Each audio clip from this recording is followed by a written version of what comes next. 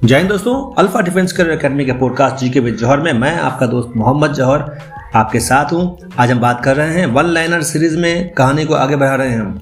आज हम बात करेंगे धार्मिक आंदोलन के बारे में। समय गंवाए बिना हम शुरू करते हैं। लीजिए, सबसे पहले जैन धर्म। जैन धर्म का संस्थापक सम्राट भरत के पिता ऋषभ देव को माना गया है। पार्श्वनाथ के अनुयायियों को निर्ग्रंथ कहा जाता था। महावीर स्वामी जैन धर्म के 24वें एवं अंतिम तीर्थकर थे। महावीर का जन्म 540 ईस्वी पूर्व में कुंडग्राम, आज के वैशाली में हुआ था। इनके पिता सिद्धार्थ ज्ञात्रक क्षत्रियों के संघ के सरदार थे और माता त्रिशला विदेहदत्ता लिच्छवी राजा चेतक की बहन थी। 12 वर्षों की कठिन तपस्या के बाद महावीर को जिरम्भिक ग्राम के समीप ऋजुपालिका नदी के तट पर साल वृक्ष के नीचे संपूर्ण ज्ञान का बोध हुआ। इसी समय से महावीर जिन का मतलब विजेता एवं अरहत यानी कि पूज्य और निर्ग्रंथ यानी कि बंधनहीन कहलाए। महावीर का विवाह कौंडिन्य गोत्र की कन्या यशोदा के साथ हुआ। महावीर की पुत्री का नाम अनोज्जा या प्रियदर्शनी था। महावीर ने अपने उपदेश प्राकृत यानी कि अर्ध मगधी भाषा में दिए। महावीर ने अपने शिष्यों को 11 गंधरों में विभाजित किया था। 30 वर्ष धर्म प्रचार करने के बाद 468 ईस्वी पूर्व में 72 वर्ष की आयु में राजगृह के समीप पावापुरी नामक स्थान पर मल्ल राजा सृष्टिपाल के राजप्रसाद में महावीर स्वामी को निर्वाण प्राप्त हुआ था। महावीर ने गृहस्थों के लिए 5 अनुव्रत बताए हैं। पहला सत्यवचन, दूसरा अहिंसा, तीसरा अस्तेय यानी कि चोरी नहीं करना, चौथा अपरिग्रह यानी कि सांसारिक वस्तुओं का त्याग तथा नंबर 5 ब्रह्मचर्य। कर्नाटक के श्रवण बेलगोला में 10वीं शताब्दी के मध्य में विशाल बाहुबली की मूर्ति गोमतेश्वर की मूर्ति का निर्माण किया गया। जैन तीर्थकरों की जीवनी भद्रबाहु द्वारा रचित कल्प सूत्र में है। कैवल्य जैन धर्म से संबंधित है। जैनियों द्वारा अपने पवित्र ग्रंथों के लिए सामूहिक रूप से अंग का प्रयोग किया जाता है। अब हम बात करेंगे जैन साहित्य के बारे में। दोस्तों, जैन धर्म के ग्रंथ अर्ध मगधी यानी कि प्राकृत भाषा में लिखे गए थे। भद्रबाहु ने कल्प सूत्र को संस्कृत में लिखा। आचारांग सूत्र ये है जैन मुनियों के जीवन के लिए आचार नियम। भगवती सूत्र इसमें महावीर के जीवन तथा कृत्यों एवं समकालीनों का वर्णन है। इसमें 16 महाजनपदों का भी उल्लेख है। नया धम्म कहा ये महावीर के शिक्षाओं का संग्रह है। 12 उपांग इसमें ब्राह्मणों का वर्णन, प्राणियों का वर्गीकरण, खगोल विद्या, काल विभाजन, मरणोपरांत जीवन का वर्णन आदि किया गया है। 10 प्रकीर्ण इसमें जैन धर्म से संबंधित विधि विषयों का वर्णन है। 6 छेद सूत्र इसमें भिक्षुओं के लिए उपयोगी नियम तथा विधियों का संग्रह है। थेरावली में जैन संप्रदाय के संस्थापकों की सूची दी गई है। नादी सूत्र एवं अनुप्रयोग सूत्र इसमें जैनियों के शब्दकोश हैं। इसमें भिक्षुओं के लिए आचार संबंधी बातें हैं। अन्य जैन ग्रंथ में कुवल्यमाला ये अधोतम सूरी ने लिखा है इसे, और स्याद वादजरी ये मल्ली सेन ने लिखा है। द्रव्य संग्रह इसे नेमिचंद ने लिखा है। चंद्रगुप्त मौर्य के काल में मगध के अकाल पड़ने पर जैन भिक्षु भद्रबाहु के नेतृत्व में कर्नाटक चले गए, लेकिन स्थूलभद्र ने कुछ जैनियों को मगध में ही रोके रखा। कालांतर में जैन धर्म 2 संप्रदायों दिगंबर और श्वेतांबर में विभाजित हो गया।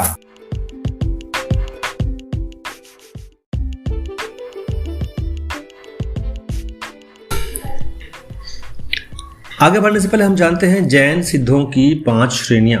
नंबर 1 तीर्थंकर। तीर्थंकर उसे कहते हैं जिसने मोक्ष प्राप्त किया हो। दूसरा है अरहत, जो निर्वाण प्राप्ति की ओर अग्रसर हो। उससे पहले का स्टेज है आचार्य, जो जैन भिक्षु समूह का प्रमुख हो। उससे पहले है उपाध्यक्ष यानी कि जैन का शिक्षक। और साधु, सभी जैन भिक्षुक को साधु कहा जाता है। यानी कि पहले आप बनेंगे साधु, फिर बनेंगे उपाध्यक्ष, फिर बनेंगे आचार्य, फिर बनेंगे अरहत और अंतिम में मोक्ष प्राप्त करने के बाद आप बन जाएंगे तीर्थंकर। दोस्तों, श्वेत वस्त्र धारण करने वाले श्वेतांबर तथा नग्न रहने वाले दिगंबर कहलाए।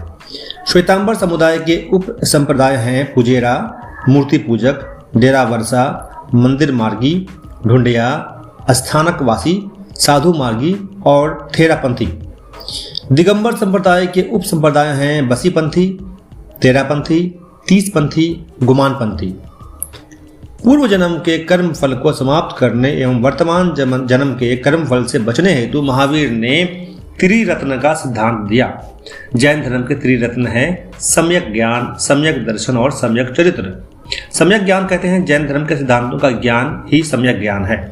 सम्यक दर्शन, जैन तीर्थंकरों के उपदेशों में दृढ़ विश्वास ही सम्यक दर्शन है। सम्यक चरित्र, प्राप्त ज्ञान को कार्य रूप में परिणत करना ही सम्यक चरित्र है, यानी कि उसे प्रैक्टिकली यूज करना।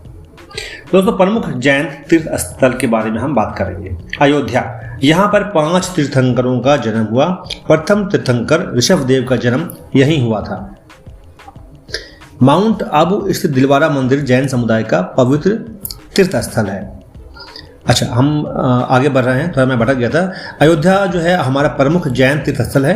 उसके बाद जो तीर्थ स्थल हैं उसमें है आपको समेत शिखर, यहाँ पर पार्श्वनाथ ने अपना शरीर त्यागा था।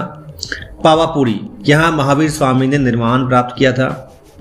कैलाश पर्वत, यहाँ आदिनाथ ऋषभदेव ने निर्वाण प्राप्त किया। श्रवण बेलगोला, यहाँ पे गोमतेश्वर बाहुबली की विशाल प्रतिमा है। माउंट आबू, यहाँ सफेद संगमरमर से बने दिलवारा के जैन मंदिर स्थित हैं। जैन धर्म को आश्रय प्रदान करने वाले शासक इस प्रकार से हैं: बिंबिसार, अजातशत्रु, उदयन, चंद्रप्रद्योत, महापद्मनंद, धनानंद, चंद्रगुप्त मौर्य, बिंदुसार, संप्रति, खारवेल, अमोघ वर्ष तथा कुमारपाल।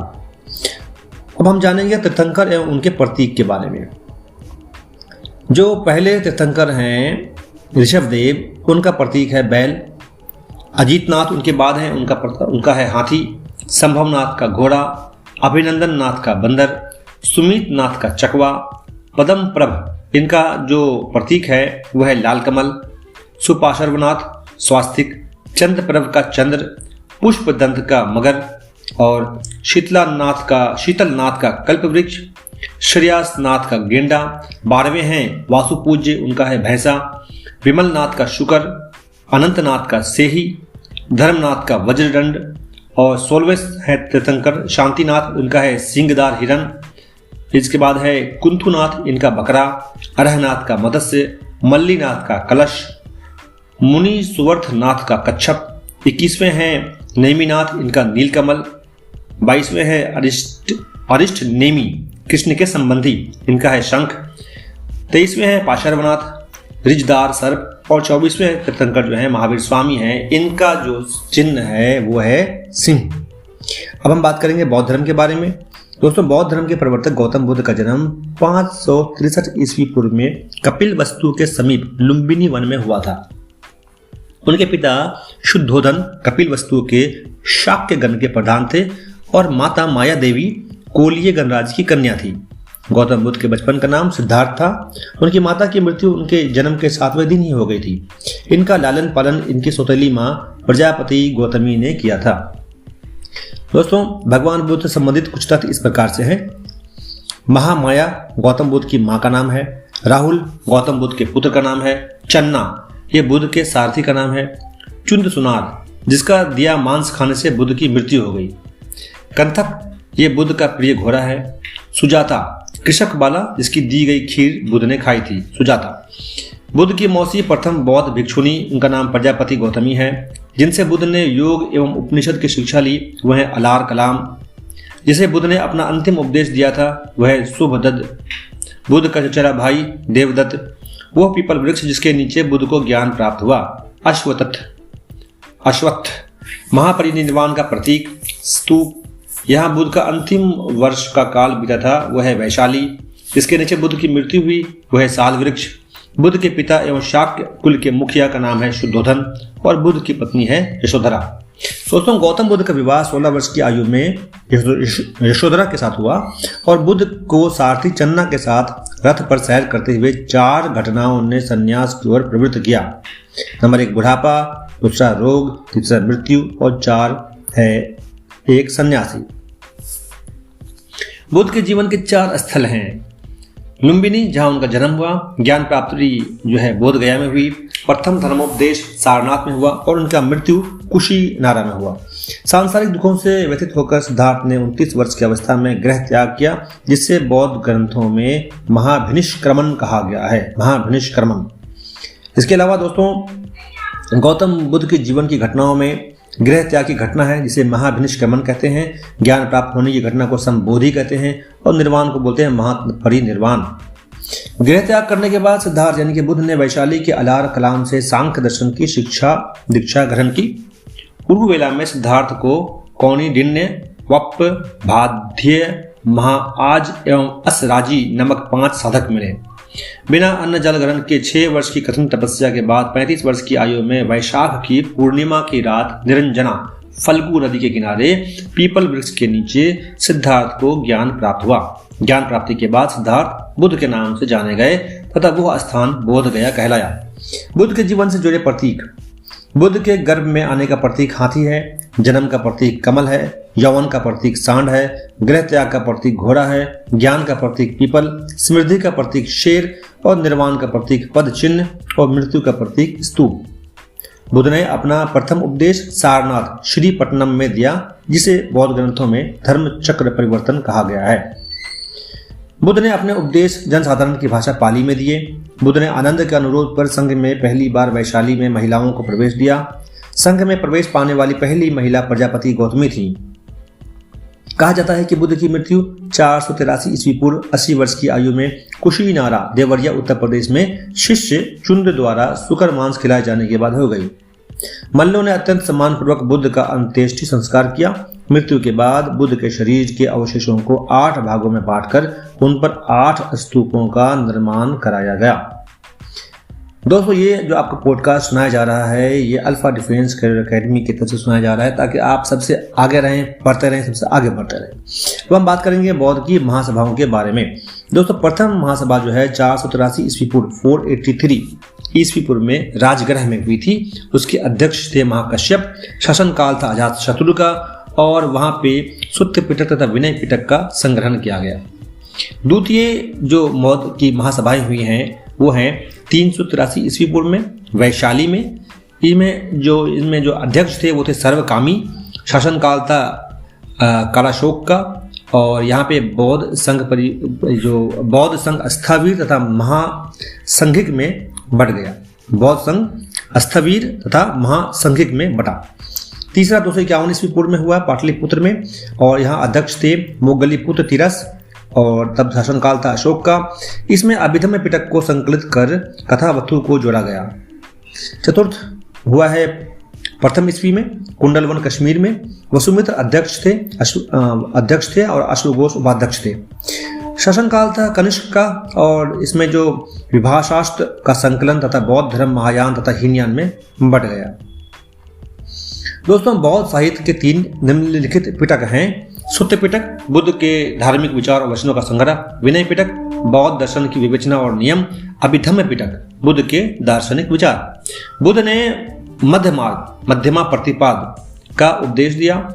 अनीश्वरवाद के संबंध में बौद्ध धर्म एवं जैन धर्म में समानता है। सर्वाधिक बुद्ध मूर्तियों का निर्माण गांधार शैली के अंतर्गत किया गया, लेकिन बुद्ध की प्रथम मूर्ति मथुरा शैली के अंतर्गत बनी थी। रुम्मीदेई स्तंभ लेख से बुद्ध के जन्म स्थान का संकेत मिलता है। बौद्धों के प्रस्ताव पाठ को अनुसावन कहा जाता था। बौद्ध धर्म में प्रत्यक्ष मतदान को विवतक कहा जाता था। बौद्ध संघ में प्रविष्ट होने को उपसंपदा कहा जाता था। बौद्ध संघों के प्रशासनिक कार्यों के लिए होने वाले गुप्त मतदान को गुल्हक कहा जाता था। बौद्ध धर्म प्रचारक, सन्यासी, अनुयायी, भिक्षुक तथा ग्रस्त जीवन व्यतीत करते हुए बौद्ध धर्म अपनाने वाले उपासक कहलाए। बौद्ध धर्म में पुनर्जन्म की मान्यता है। दोस्तों तृतीय बौद्ध संगति के बाद अशोक द्वारा भेजे गए धर्म प्रचारक निम्न हैं। प्रचारक का नाम है महेंद्र एवं संघमित्रा। ये लंका गए थे। रक्षित गए थे उत्तरी कनारा। महादेव गए मैसूर। मध्यंतिक ये गए कश्मीर और गांधार। धर्म रक्षित ये गए थे पश्चिमी भारत में। मध्यम ये गए थे हिमालय और महाधर्म रक्षित ये गए थे यवन राज्य में। अब हम बात करेंगे बौद्ध धर्म के पंथ के बारे में। वैशाली की द्वितीय बौद्ध संगति में सर्वप्रथम बौद्धों का अस्थवीरवादियों एवं महासंघिकों में विभाजन हुआ। अस्थवीरवादियों में और महासंघिकों में। परंतु मुख्य मतभेद चौथी संगति कश्मीर में पैदा हुआ। इस संगति में महायान और हीनयान नामक दो मुख्य बौद्ध संप्रदाय बन गए। 8वीं सदी ईस्वी के बाद वज्रयान भी एक अलग पंथ बन गया। लघु पंथ बुद्ध के परिनिर्वाण के बाद दूसरी तथा तीसरी सदियों में कई उप श्रेणियां बन गईं। फलतः तीसरी संगति के काल तक के दो मुख्य समूह स्थविरवादी और महासंघिक में से 18 पंथों का उदय हो चुका था। वसुमित्र के 18 पंथों पर लिखित पुस्तकों में विभिन्न पंथों के उदय का पता चलता है। दोस्तों, महासंघिकों से निम्नलिखित पंथ उभरे। नंबर 1 व्यवहारिक, लोकोत्तरवादी, काकुत्रीय, बहुश्रुतीय, प्रज्ञापतिवादी, चैत्य शैल, अपर शैल और 8वां है उत्तर शैल। स्थविरवादियों से निकले पंथ हैं हेमावत, सर्वसितवादी, वतिपुत्रीय, भद्रजनिक, धमोत्रीय, सन्मितीय, शन्नगारिका, महिपासक, धर्मगुंटिक, कस्पीय तथा सूर्वशक और 11वां है सौत्रांतिक संक्रांतिवादिन। प्रमुख बौद्ध विद्वान इस प्रकार से हैं। अश्वघोष ये कनिष्क के समकालीन थे। इन्होंने बुद्ध चरितम ग्रंथ की रचना की थी। बुद्ध चरितम अश्वघोष। नागार्जुन, इन्होंने बौद्ध दर्शन की माध्यमिक विचारधारा का प्रतिपादन किया जो शून्यवाद के नाम से जानी जाती है। नागार्जुन। वासुबंधु ने बौद्ध धर्म के विश्वकोश कहे जाने वाले अभिधम्म कोश की रचना की। बुद्ध घोष, इनके द्वारा लिखी गई जो पुस्तक है वह है विशुद्धि मार्ग, हीनयान संप्रदाय का प्रमुख ग्रंथ है विशुद्धि मार्ग। अब हम बात करेंगे अगले एपिसोड में, इसी एपिसोड में आगे बढ़ेंगे हम शैव धर्म के बारे में। दोस्तों, शैव धर्म में ऋग्वेद में शिव के लिए रुद्र नामक देवता का उल्लेख है। शैव संप्रदाय का प्रथम उल्लेख पंतजलि के महाभाष्य में शिव भागवत नाम से हुआ है। वामन पुराण में शैव संप्रदाय की संख्या 4 बताई गई है जो इस प्रकार है: पाशुपत, कापालिक, कालामुख और लिंगायत। पाशुपत संप्रदाय के अनुयायियों को पंचार्थिक कहा गया है। इस मत का प्रमुख सैद्धांतिक ग्रंथ पाशुपत सूत्र है। श्रीधर पंडित एक विख्यात पाशुपत आचार्य थे। शैवों का सर्वाधिक प्राचीन संप्रदाय पाशुपत संप्रदाय था जिसके संस्थापक लकुलीश थे। कापालिक संप्रदाय के इष्ट देव भैरव थे। इस संप्रदाय का प्रमुख केंद्र श्री शैल नामक स्थान था। दोस्तों, कालामुख संप्रदाय के अनुयायियों को शिव पुराण में महाव्रतधर कहा गया है। लिंगायत संप्रदाय जंगम दक्षिण में प्रचलित था। इस संप्रदाय के लोग शिवलिंग की उपासना करते थे। लिंगायत संप्रदाय के प्रवर्तक अल्लभ प्रभु तथा उनके शिष्य बासव थे। इस संप्रदाय को वीर शिव या वीर शैव संप्रदाय भी कहा जाता है। कश्मीरी शैव शुद्ध रूप से दार्शनिक तथा ज्ञान मार्गी थे। इसके संस्थापक बुसुगुप्त थे। 10वीं शताब्दी के मत्स्येंद्रनाथ ने नाथ संप्रदाय की स्थापना की। इस संप्रदाय का व्यापक प्रचार प्रसार बाबा गोरखनाथ के समय में हुआ। पल्लव काल में शैव धर्म का प्रचार प्रसार नए नारों द्वारा किया गया। इनकी संख्या 63 बताई गई है, जिनमें अप्पर, तिरुमूलर, संबंदर एवं सुंदरर आदि प्रसिद्ध हैं। अब हम बात करेंगे वैष्णव धर्म के बारे में। दोस्तों, ये एपिसोड आपको alpha defence career academy Kishanganj Bihar की तरफ से बताया जा रहा है, आपको प्रस्तुत किया जा रहा है ताकि आप रहें सबसे आगे और आप पाएं अपने ड्रीम जॉब को एक बार में ही। दोस्तों, वैष्णव धर्म के बारे में हम बात करते हैं। भागवत धर्म के संस्थापक वृष्णीय वंशीय यादव कुल के नेता वासुदेव कृष्ण थे। श्री कृष्ण का उल्लेख सर्वप्रथम छांदोग्य उपनिषद में मिलता है। इसमें श्री कृष्ण को देवकी पुत्र व ऋषि घोर अंगीरस का शिष्य बताया गया है। 3री-4थी शताब्दी से भागवत संप्रदाय वैष्णव धर्म में परिवर्तित हो गया। विष्णु के 10 अवतारों का उल्लेख मत्स्य पुराण में मिलता है। 10 अवतार हैं मत्स्य, कूर्म, वराह, नरसिंह, वामन, परशुराम, राम, कृष्ण, बुद्ध और कल्कि। विष्णु के अवतारों में कृष्ण अवतार सर्वाधिक लोकप्रिय था। नारायण का प्रथम उल्लेख शतपथ ब्राह्मण में मिलता है। भागवत धर्म से संबंधित प्रथम अभिलेख बेसनगर का गरुड़ स्तंभ है। अवतारवाद के सिद्धांत की अवधारणा सर्वप्रथम भगवत गीता में मिलती है। चतुर्व्यूह पूजा का सर्वप्रथम उल्लेख विष्णु संहिता में मिलता है। चतुर्व्यूह के 4 प्रमुख देवता हैं संकर्षण, प्रद्युम्न, अनिरुद्ध और सांब। पांचरात्र व्यूह के नायक संकर्षण, वासुदेव, प्रद्युम्न, अनिरुद्ध एवं कृष्ण थे। सांब सूर्य पूजा से संबंधित था। ये 5 रात्र व्यूह में नहीं आते थे। तमिल प्रदेशों में यह धर्म अलवार संतों के माध्यम से विकसित हुआ। इन संतों की संख्या करीब 12 थी। इन सब ने तिरुमंगाई सर्वाधिक प्रसिद्ध, जबकि आंडाल महिला संत थी। अब हम बात करेंगे इस्लाम धर्म के बारे में। दोस्तों, इस्लाम धर्म के संस्थापक हज़रत मोहम्मद साहब थे। हज़रत मोहम्मद साहब का जन्म 570 ईस्वी में मक्का में हुआ था। हज़रत मोहम्मद साहब को 610 ईस्वी में मक्का के पास हीरा नामक गुफा में ज्ञान की प्राप्ति हुई। 24 सितंबर 622 ईस्वी को पैगंबर की मक्का से मदीना की यात्रा इस्लामी जगत में हिजरत के नाम से जानी जाती है। मोहम्मद साहब का विवाह 25 वर्ष की अवस्था में खदीजा नामक विधवा के साथ हुआ। मोहम्मद साहब की पुत्री का नाम फातिमा एवं दामाद का नाम अली है। देवदूत जिब्रील ने पैगंबर मोहम्मद साहब को कुरान अरबी भाषा में संप्रेषित की। कुरान इस्लाम धर्म का पवित्र ग्रंथ है। हज़रत मोहम्मद साहब की मृत्यु 8 जून 632 ईस्वी को हुई। इन्हें मदीना में दफनाया गया। मोहम्मद साहब की मृत्यु के पश्चात इस्लाम सुन्नी और शिया नामक 2 पंथों में विभाजित हो गया। सुन्नी उन्हें कहते हैं जो सुन्ना में विश्वास करते हैं, यानी कि सुन्ना पैगंबर मोहम्मद साहब के कथनों और कार्यों का विवरण है। शिया अली की शिक्षाओं में विश्वास करते हैं तथा उन्हें मोहम्मद साहब का उत्तराधिकारी मानते हैं। अली मोहम्मद साहब के दामाद थे। अली की सन 661 ईस्वी में हत्या कर दी गई 661 में। अली के पुत्र हुसैन की हत्या 680 ईस्वी में करबला नामक स्थान पर कर दी गई।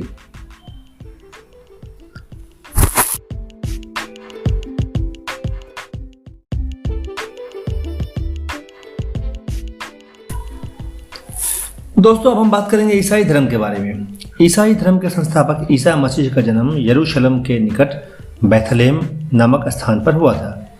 ईसाई धर्म का प्रमुख ग्रंथ बाइबल है। ईसा मसीह की माता का नाम मेरी तथा पिता का नाम जोसेफ बताया गया है। ईसा मसीह के प्रथम 2 शिष्य एंड्रस एवं पीटर थे। ईसा मसीह को 33 ईस्वी में रोमन गवर्नर पोंटियस ने सूली पर चढ़ाया। आइए बात करते हैं पारसी धर्म के बारे में। पारसी धर्म में पैगंबर जुरथुस्त्र ईरानी थे। इनकी शिक्षाओं का संकलन जेंद अवेस्ता नामक धार्मिक ग्रंथ में है। पारसी धर्म के अनुयायी एक ईश्वर अहुर को मानते हैं। इस धर्म के अनुयायियों को अग्नि पूजक भी कहा जाता है। धर्म मत और उनके संस्थापक के बारे में जानिए। पाशुपत लकुलिश संस्थापक हैं। संप्रदाय है पारसी का पाशुपत नाम से, तो उसके संस्थापक हैं लकुलिश। अगला संप्रदाय है प्रत्यभिज्ञा, उसके संस्थापक हैं वसुगुप्त। तीसरा है स्पंदस्तार, जिसके संस्थापक हैं करत और सोमनाथ। दोस्तों, चौथा है लिंगायत, जिसके संस्थापक हैं बासव। पांचवा है अद्वैत, जिसके हैं शंकराचार्य एवं बादरायण। उसके बाद है विशिष्टाद्वैत तथा श्री संप्रदाय, जिसके हैं रामानुजाचार्य। ब्रह्म संप्रदाय के संस्थापक हैं माधवाचार्य। सनक संप्रदाय के संस्थापक हैं निम्बकाचार्य। आजीवक के हैं मक्खली घोषाल।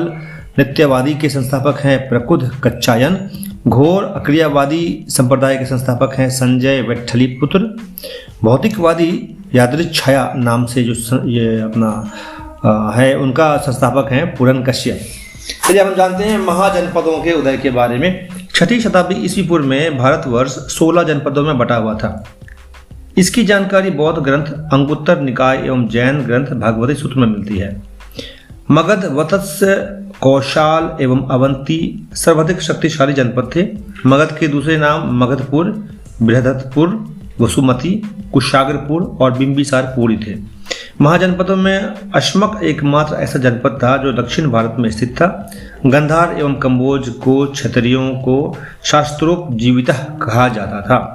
दोस्तों, ये पॉडकास्ट आप अल्फा डिफेंस कर एकेडमी की तरफ से सुन रहे हैं और अब हम बात कर रहे हैं मगध का उत्कर्ष।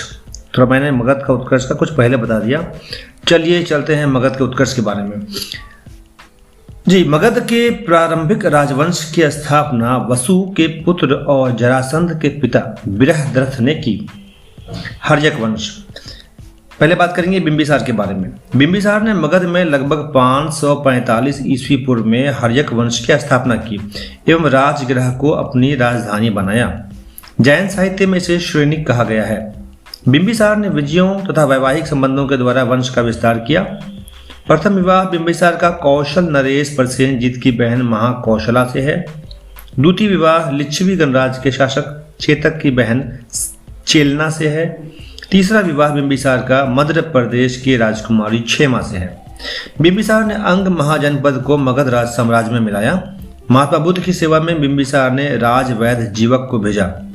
अवंती के राजा चंड प्रघोत जब पांडु रोग से ग्रसित थे, उस समय भी बिंबिसार ने जीविक को उनके सेवा शुश्रूषा के लिए भेजा था।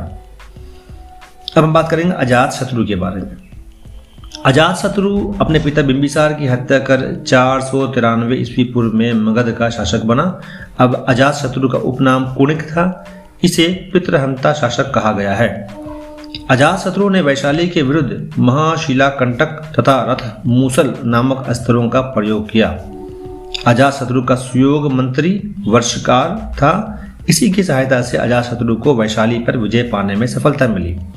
अजातशत्रु ने कौशल के राजा प्रसेनजीत को पराजित कर काशी का प्रदेश प्राप्त किया और उसकी पुत्री वजीरा से विवाह किया। मगध के प्रमुख वंश इस प्रकार से हैं। बृहद्रथ का वंश, संस्थापक बृहद्रथ, इसका काल महाभारत काल है और राजधानी इसकी गिरिव्रज इनके राजगृह में है। हर्यक वंश के संस्थापक बिंबिसार हैं, 542 ईस्वी पूर्व, इनकी राजधानी राजगृह में है। शिशुनाग वंश के संस्थापक शिशुनाग हैं, इनका काल है 412 ईस्वी पूर्व का, वैशाली इनकी राजधानी है। नंद वंश के संस्थापक महापद्मानंद हैं, 344 ईस्वी पूर्व, और इनकी राजधानी है पाटलिपुत्र में। आइए हम कुछ और खास बातों पे हम ध्यान देते हैं। महाजनपद के बारे में जानेंगे, उसके प्रमुख शासक के बारे में जानेंगे, उनकी राजधानी कौन सी थी और वर्तमान समय में उस इलाके का नाम क्या है। अंग महाजनपद के प्रमुख शासक हैं बृहदत्त, राजधानी इनकी चंपा है। अभी उस स्थान का वर्तमान में नाम है भागलपुर और मुंगेर, जो बिहार में है। काशी महाजनपद के प्रमुख शासक है अजातशत्रु, राजधानी वाराणसी उत्तर प्रदेश में है और वर्तमान स्थान उनका है इलाहाबाद के आसपास, मगध में इसको मिलाया गया है। महाजनपद कौशल, इसके प्रमुख शासक हैं प्रसेनजीत, इनकी राजधानी थी श्रावस्ती यानी कि साकेत और वर्तमान में ये अवध है उत्तर प्रदेश में। वत्स महाजनपद का जो प्रमुख शासक है वो उद्यन है, कौशाम्बी इनकी राजधानी है और इलाहाबाद के आसपास इनका स्थल है वर्तमान स्थान। चेदी महाजनपद जो है शिशुपाल संस्थापक इनके हैं। शक्तिमती और थिवती इनकी राजधानी है, जो आज के समय में राजस्थान के दक्षिण पूर्व में है और उत्तर प्रदेश के बुंदेलखंड का इलाका पड़ता है। मगध महाजनपद के संस्थापक बिंबिसार और अजातशत्रु हैं। राजधानी इनकी जो है राजगृह गिरिव्रज है। वर्तमान में ये पटना, गया और शाहबाद बिहार का इलाका है। वज्जी महाजनपद, इसके प्रमुख शासक हैं लिच्छवी वंश के और राजधानी इनकी वैशाली है। वैशाली जो अभी वर्तमान में है और उत्तरी बिहार है, ये इनका आज का इलाका है। अवंती महाजनपद के प्रमुख शासक हैं चंद प्रधोत, जिनकी राजधानी थी उत्तरी अवंती उज्जैन, दक्षिणी अवंती महिष्मती, जो आज के टाइम पे मध्य प्रदेश में है, दक्षिण पूर्व मध्य प्रदेश। मल्ल महाजनपद जो है इसके शासक प्रमुख पता नहीं है, मगर उनकी राजधानी थी पावा कुशीनारा में, देवरिया में, उत्तर प्रदेश। ऐसे ही पांचाल की जो राजधानी है वो अहिच्छत्र में है और पांचाल की जो वर्तमान स्थिति अभी है आज के टाइम में रुहेलखंड उत्तर प्रदेश में, बरेली, बदायूं, फर्रुखाबाद जो है ये इलाका जो है पांचाल महाजनपद का है। शूरसेन महाजनपद ये मथुरा इनकी राजधानी है और वर्तमान में ब्रजमंडल क्षेत्र उत्तर प्रदेश का है वो पड़ता है। कुरु महाजनपद का जो राजधानी वह हस्तिनापुर या इंद्रप्रस्थ है, जो वर्तमान में दिल्ली, मेरठ एवं हरियाणा का जो इलाका है वो है। मत्स्य महाजनपद का राजधानी विराटनगर है, जो वर्तमान में राजस्थान का जयपुर और भरतपुर है।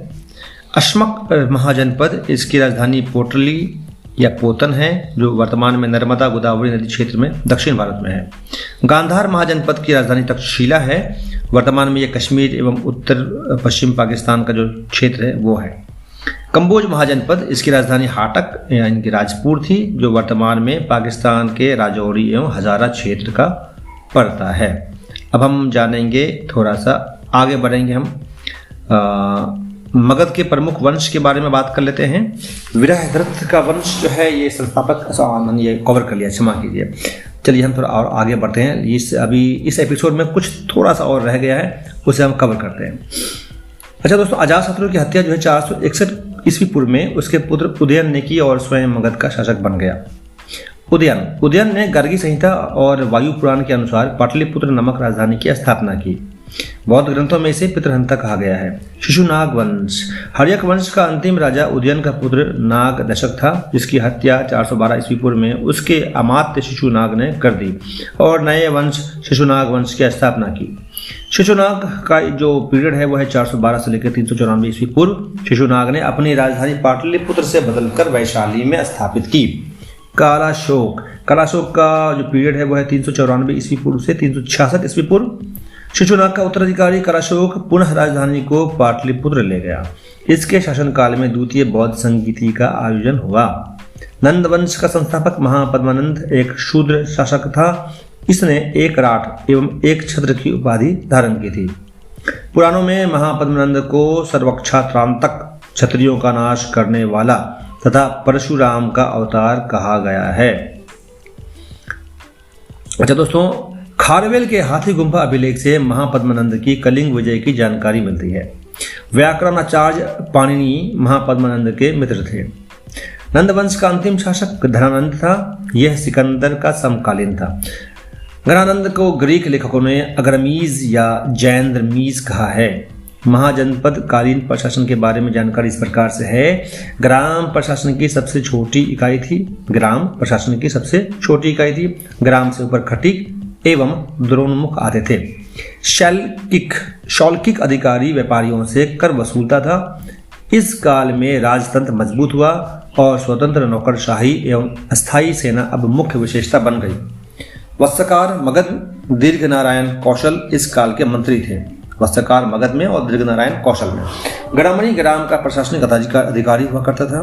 प्रमुख अधिकारी थे बलि ग्रहण करने वाला बलि साधक, शुल्क वसूल करने वाला शौल्किक, भूमि मापने वाला रज्जु ग्राहक, अनाज की तौल का निरीक्षक करने वाला था द्रोप मापक। इस काल में 60 नगरों का उल्लेख मिलता है, जिनमें 6 महानगर थे। महानगर इस प्रकार से हैं: राजगिरह, चंपा, श्रावस्ती, काशी, कौशाम्बी और वर्तमान में जो अयोध्या है उसका नाम तब था साकेत। दोस्तों, ये हमने आज का एपिसोड कंप्लीट किया है। कभी भी आप अपने जो मूवमेंट वाला टाइम है, जब आप कहीं से कहीं जाते हैं, कोचिंग जाते हैं या कहीं आते जाते हैं या किताब नहीं पढ़ रहे होते हैं, उस समय आप पॉडकास्ट को सुन करके उस बहुमूल्य समय को आप इस्तेमाल कर सकते हैं और सबसे ज़्यादा स्टडी करके आप सबसे आगे रह सकते हैं। सफलता का कोई और मूल मंत्र नहीं है सिवाय मेहनत के। There is no shortcut of success. इसलिए मेहनत कीजिए, अपने हर समय इसको स्क्वीज़ कीजिए और अपने जो समय आप नहीं बैठ सकते हैं, पढ़ नहीं सकते हैं, उसमें आप पॉडकास्ट के माध्यम से अपने ज्ञान का अर्जन कीजिए। उसके लिए अल्फा डिफेंस कैरियर एकेडमी आपके साथ है। विदा लेता हूँ। अगले एपिसोड में हम बात करेंगे विदेशी आक्रमण के बारे में। उस संबंध में जितने भी तथ्य हैं उनको हम एक ही एपिसोड में ख़त्म करेंगे, चाहे एपिसोड हमारा 1 घंटा चला जाए। मिलते हैं आपसे अगले एपिसोड में। विदा दीजिए अपने दोस्त को, मोहम्मद जौहर को। जय हिंद, जय भारत।